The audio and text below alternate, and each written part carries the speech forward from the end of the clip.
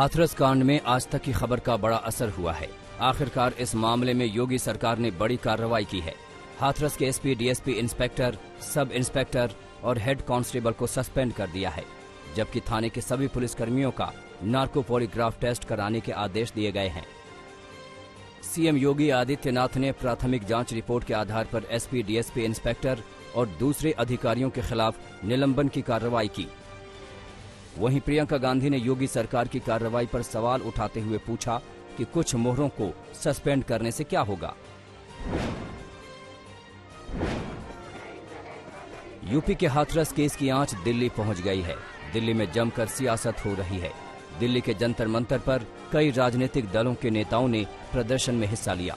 CM Arvind Kejriwal ने कहा कि दोषियों को जल्द फांसी हो। इस केस में राजनीति नहीं होनी चाहिए। उन्होंने कहा कि ऐसी घटना यूपी, मध्य प्रदेश, राजस्थान, मुंबई या दिल्ली कहीं भी नहीं होनी चाहिए।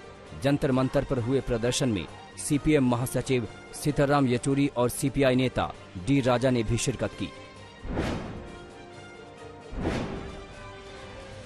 हाथरस की बेटी को लेकर दिल्ली के वाल्मीकि मंदिर में प्रार्थना सभा हुई। कांग्रेस महासचिव प्रियंका गांधी वाड्रा भी वाल्मीकि मंदिर पहुंची और प्रार्थना सभा में शामिल हुई। प्रार्थना सभा के दौरान प्रियंका ने कहा कि हम अन्याय के खिलाफ लड़ेंगे। प्रार्थना सभा के दौरान प्रियंका के साथ दूसरे कांग्रेस के नेताओं ने हाथरस की बेटी के लिए 2 मिनट का मौन रखा।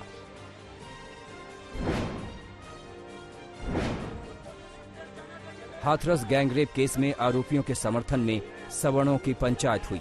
आरोपी परिवार को न्याय दिलाने के लिए सवर्ण समाज के लोग धरने पर बैठ गए। सभी आरोपी परिवार को न्याय दिलाने की मांग कर रहे हैं। इस मामले में सीबीआई जांच की मांग की गई है।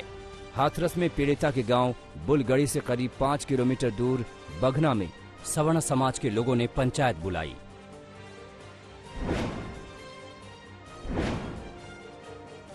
हाथरस मामले में बीजेपी नेता उमा भारती का बड़ा बयान सामने आया है।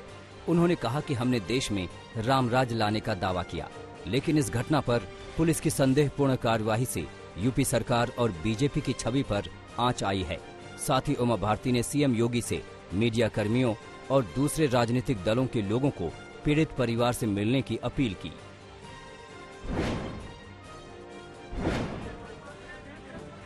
लखनऊ में हाथरस की घटना को लेकर समाजवादी पार्टी ने प्रदर्शन किया। इस शांति मार्च पर पुलिस की लाठियां टूटी। पुलिस ने समाजवादी कार्यकर्ताओं को जमकर पीटा। इस लाठीचार्ज में समाजवादी पार्टी के नेता अनुराग भदौरिया को चोटें भी लगी। पुलिस ने कई कार्यकर्ताओं को हिरासत में ले लिया।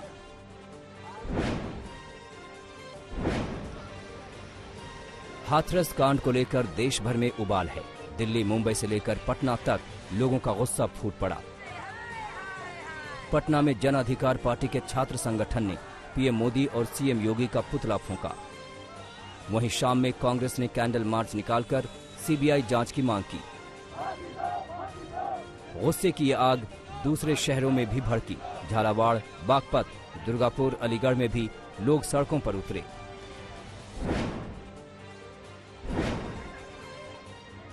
हाथरस मामले पर जमकर सियासत हो रही है। इसकी गूंज आज कोलकाता में सुनाई देगी।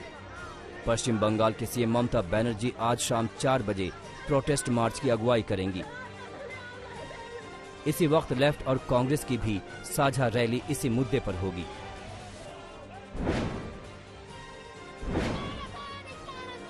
हाथरस केस में शिवसेना भी कूद पड़ी है। शिवसेना एमएलए प्रताप सरनाइक ने इस मामले की एफआईआर मुंबई में दर्ज कराने की मांग की है। प्रताप सरनाइक ने कहा कि इस केस की जांच मुंबई पुलिस को करनी चाहिए। उन्होंने कहा कि जैसा सुशांत सिंह राजपूत केस में हुआ।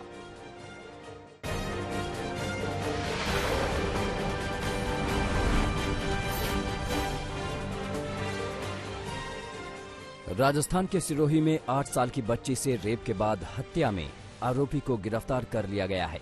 दरिंदे ने गिरफ्तारी के बाद अपना जुर्म कबूल कर लिया।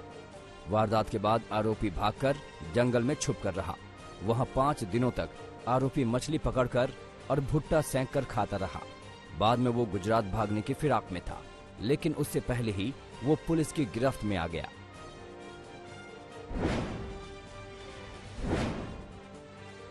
राजस्थान के भरतपुर में नाबालिग लड़की से सामूहिक दुष्कर्म किया गया। अपहरण के बाद बदमाश ने अपने 4 साथियों के साथ मिलकर गैंगरेप किया। पुलिस ने मुख्य आरोपी को गिरफ्तार कर लिया, वहीं बाकी आरोपी अब भी फरार हैं।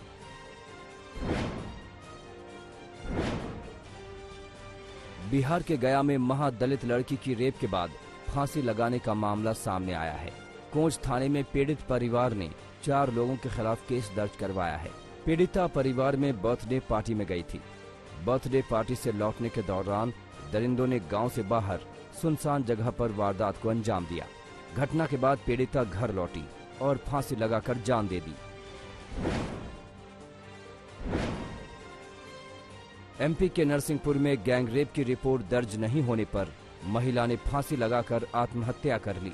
रिछाई गांव में पड़ोस में रहने वाले 3 आरोपियों ने दलित महिला से गैंगरेप किया था। जब इसकी शिकायत करने पीड़िता थाने गई तो फरियाद नहीं सुनी गई। आखिरकार पीड़िता ने फांसी के फंदे से झूलकर मौत को गले लगा लिया। उत्तराखंड के हल्द्वानी में एक युवक के साथ सामूहिक कुकर्म का मामला सामने आया है। गोरा पड़ाव इलाके के युवक के साथ वारदात को अंजाम दिया गया। स्थानीय लोगों के दबाव के बाद आरोपियों के खिलाफ मुकदमा दर्ज किया जा सका। इस मामले में 2 आरोपियों को गिरफ्तार भी किया गया है। पीड़ित को बेस अस्पताल में भर्ती किया गया है, जहां उसकी हालत गंभीर है।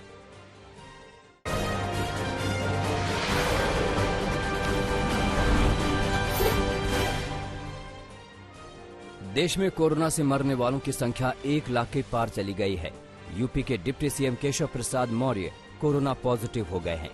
दिल्ली में कोरोना के मामले 2,85,000 के पार चले गए हैं। 24 घंटे में कोरोना के 2,920 मामले सामने आए। वहीं महाराष्ट्र में कोरोना के मरीजों की संख्या 14,16,000 के पार चली गई है, जबकि 37,480 लोगों ने अब तक जान गंवा दी है।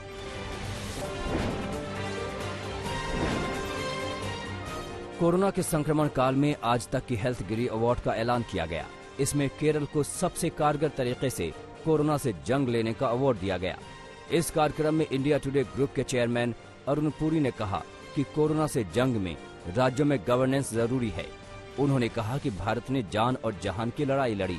अरुण पुरी ने कहा कि कोरोना से जंग में कामयाबी 3 चीजों पर निर्भर करती है। उन्होंने इस काल में अर्थव्यवस्था की मजबूती को भी जरूरी बताया।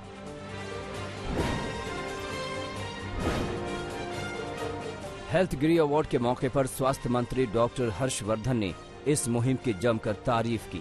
उन्होंने कहा कि पीएम मोदी ने सफाई का बड़ा आंदोलन शुरू किया। डॉक्टर हर्षवर्धन ने कहा कि इस काल में टेस्टिंग के एक लैब से 169 लैब तक देश पहुंचा। देश में पीपीई किट और N95 मास्क बड़ी संख्या में बने। उन्होंने कहा कि कोरोना से जंग जल्द खत्म होगी।